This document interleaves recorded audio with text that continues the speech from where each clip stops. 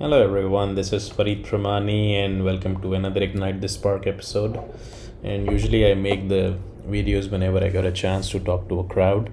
So today was invited to open up for West California side region books club, and I was doing some research on what to talk about. And since the audience was mostly 60 plus at age, that's why I thought why not to do some research regarding what are the benefits of reading. So I came across, I would like to share some knowledge, but usually I don't do screen share, but this is something that I came across, and this is very different than hearing traditional terms like readers are leaders and all that thing. Although it's true, I'm a firm believer of it, but let's walk through the other side of the strategy. Rather than being a push marketing, let's create a pull marketing so you're more convinced on why and how much reading is important. Especially, we all have heard that continuing education is important, and it also goes up to 103 at age. So let's see why and how it translates to an extent what we can understand. So the research suggests that there is something called fluid intelligence. Now this fluid intelligence is something, it creates an intelligent fluid in your mind. So this is the mind which looks like a cashew nut for a normal person, and god forbid something like Alzheimer, which is so common these days, it happens, your mind becomes like this. So when your mind becomes like this thing which is called fluid intelligence moves out. And when we sleep at night, the red blood cells are restored back, and there is a new vitalized energy. But unfortunately with mind and the brain cells dies, nothing happens. So that's why this is something needs to be taken care of. These are the numbers. 1 in every 9th person is suffering from Alzheimer. 65 plus age, 60 plus age is where tendency gets very high. Talking about US, 15 million people are suffering from it, and 61% have serious depression symptoms before getting into Alzheimer.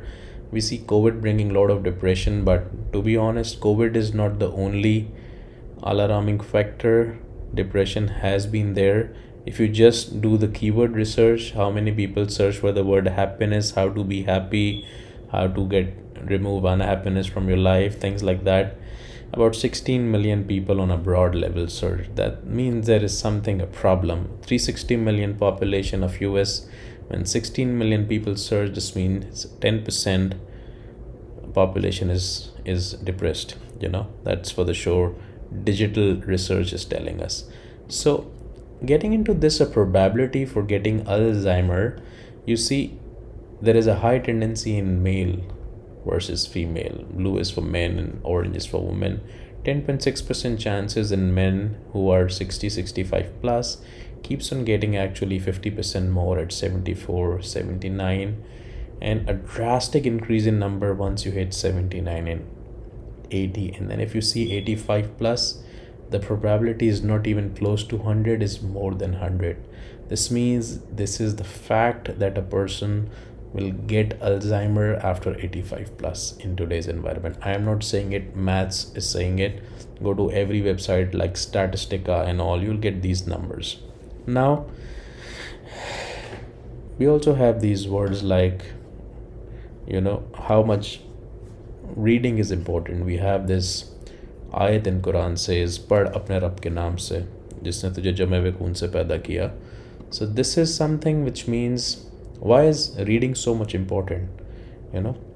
Is it only about reading the Islamic context book, or is it just about reading everything? Now we are seeing how it's create another thought for us.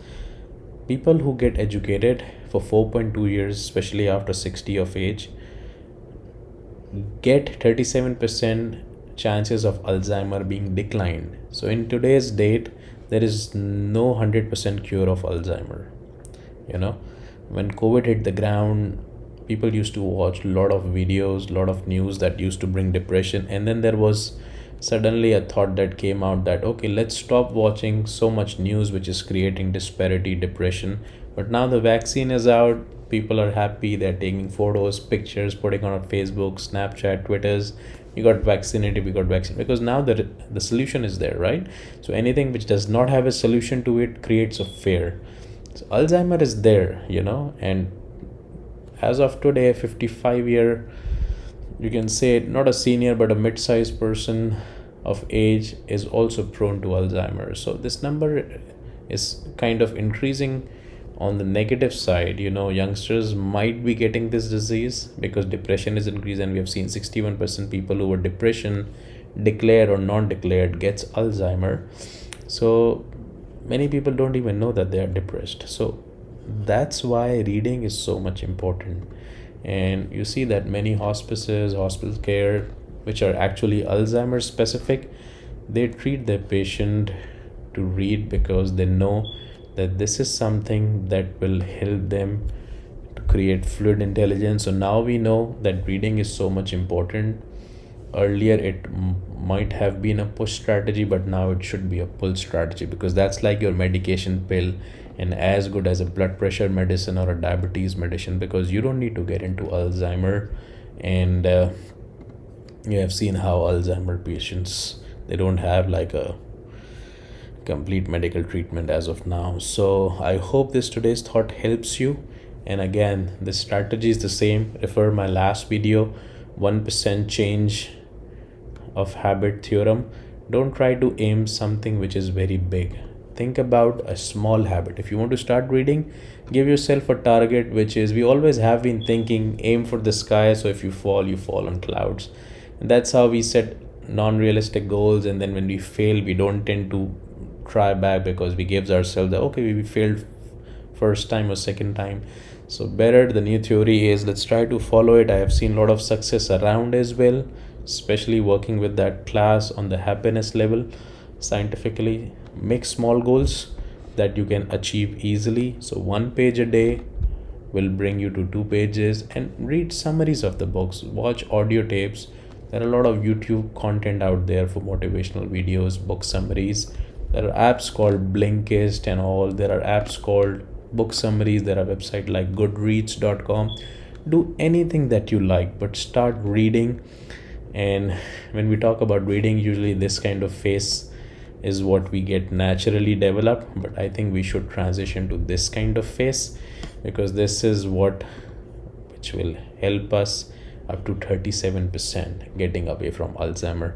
So I thought today's motivational video and a tool technique will help you stay motivated, stay blessed.